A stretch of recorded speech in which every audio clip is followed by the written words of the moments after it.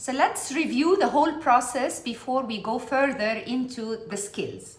So we start by connecting, and the connecting step is to build trust and rapport with the person. So here it's all about showing interest in them, how they're doing, how they're feeling, what's up with them. So super important step here for building trust. Once we did that, we can then move into the focus step.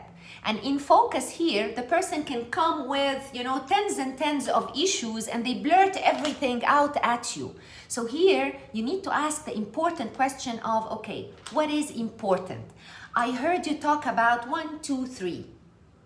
We have now half an hour together, 10 minutes together, whatever it is. What is your number one priority here? Yeah? So this kind of question, what is important to you? So you're here helping the person to zoom into what matters.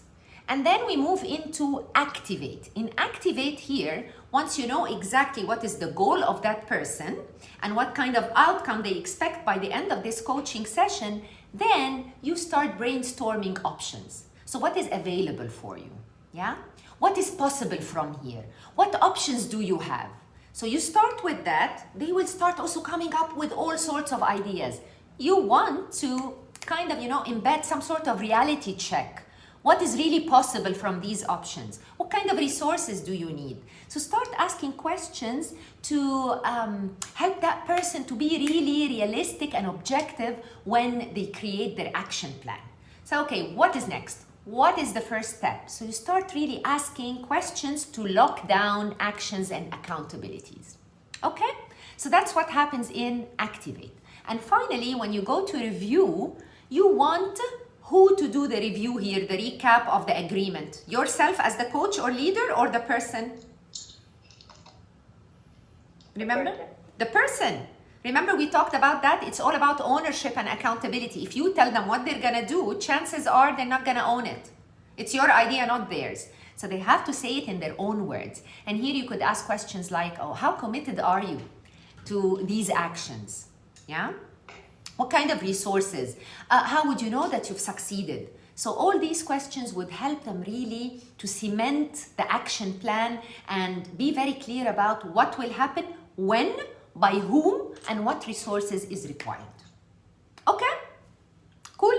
So that's our 4-step coaching process. Now, sitting on that is our 4 essential skills. We started talking about listening yesterday, but we haven't done the skills practice. We're about to do that now in a breakout. So you get to actually listen and practice the 3 skills under listening, really being there, asking, reflective questions, all that.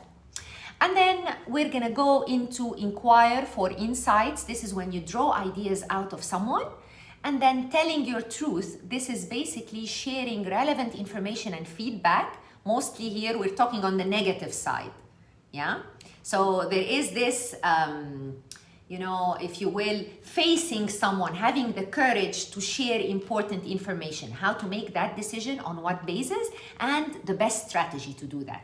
And that's super important. Feedback is everything right now, yeah? And then finally, expressing confidence. So you have listened to the person, you asked the right questions, so you earned the right to tell your truth, to give feedback, and at the same time, you want to empower people, you want to acknowledge them for their efforts, you want to boost their morale and motivation, and that's what you do in Express Confidence. So it goes very well. If you look at these skills, you'll find that they kind of underpin the coaching process. So you're setting that person really for success. Okay, so that's basically the whole idea. So we're gonna dig in if you don't have any questions here. Are we all good so far? Yeah? All right, cool.